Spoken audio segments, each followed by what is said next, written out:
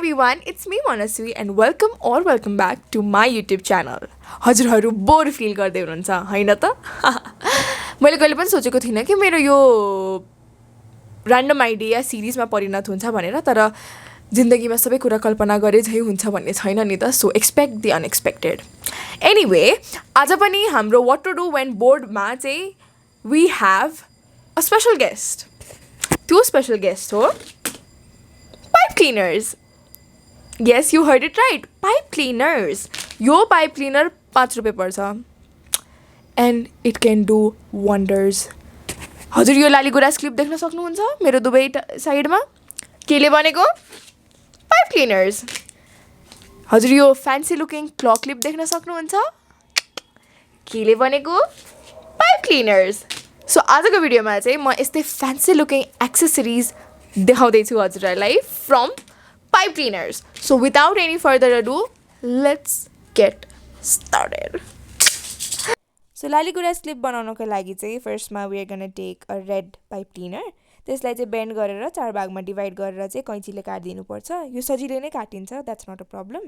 अनि जुन काटेको एउटा पिस लिएर चाहिँ त्यसलाई हामी बेन्ड र फोल्ड गरेर चाहिँ हामी हार्ट शेप बनाउँछौँ. यो हार्ट शेप चाहिँ लाली गुराँसको तलको लेयरको पेटल्सहरू हो. म 2टा लेयर मात्र बनाउनेवाला छु. अनि यो चाहिँ हामीलाई एक्ज्याक्टली 4वटा चाहिन्छ. अब यो हार्ट शेप बनाउन जत्रो लामो चाहिएको थियो त्यसलाई ठ्याक्कै हाफ गर्दाखेरि जत्रो पाइप क्लिनर रहन्छ त्यसलाई चाहिँ we are gonna bend it into a U shape, like ठ्याक्कै बेन्ड मात्र गर्ने. यो पनि हामीलाई 4वटा चाहिन्छ. अब लाली गुराँस पात बिना त अलिकति आधा अधुरा नै देखिन्छ हैन. त्यसैले पातको लागि चाहिँ I have taken a dark green pipe cleaner. त्यसलाई चाहिँ हाफमा डिभाइड गरेर यसरी कोइल जसरी रोल गरेको छु. अनि कोइल बनिसकेपछि चाहिँ त्यसलाई एउटा साइडबाट मात्र पिन्च गर्दाखेरि चाहिँ लिफ बन्छ. अनि यो चाहिँ हामीलाई 2टा चाहिन्छ. क्लिपको बेसको लागि चाहिँ मैले क्रोकोडाइल क्लिप लिएको छु, तर यसमा जोड्नुभन्दा अगाडि हामी पहिला फुल बनाउँछौँ. त्यसको लागि चाहिँ जुन हार्ट शेप 4वटा थियो त्यसलाई चाहिँ 4 पाटे तरिकाले टाँसिदिने.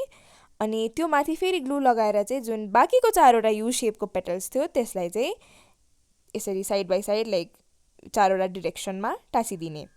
अनि त्यो पनि टाँसिसकेपछि चाहिँ मैले चाहिँ त्यो लाली गुराँसको बिचको येल्लो पार्टको लागि चाहिँ नुन छर्किदिएको जसरी गोल्डन कलरको बिड्स छर्किदिएको छु. You can use it as well. अब चाहिँ क्रोकोडाइल क्लिपको एउटा एजमा चाहिँ 2टा पातलाई सँगै टाँसिदिने. अनि त्योभन्दा अलिकति माथि चाहिँ लाली गुराँसको भागलाई पनि टाँसिदिने.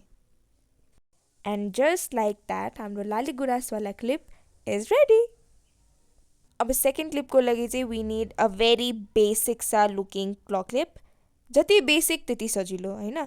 अब चाहिँ मैले पहिला यू शेपमा बनाएको जस्तै यसपालि चाहिँ मैले हरियो कलरको पाइप क्लिनरलाई 3 भागमा डिभाइड गरेर यू शेप जस्तो बनाएर चाहिँ लिफ जसरी यसमा दुवै साइडमा टाँसिदिएको छु. अब यो त अलिकति जग सुना भएको जस्तै देखिन्छ, त्यही भएर हामी बिचमा फुल एड गर्छौँ. फ्लावरको लागि चाहिँ एउटा पेनमाथि चाहिँ यसरी रोल गर्ने.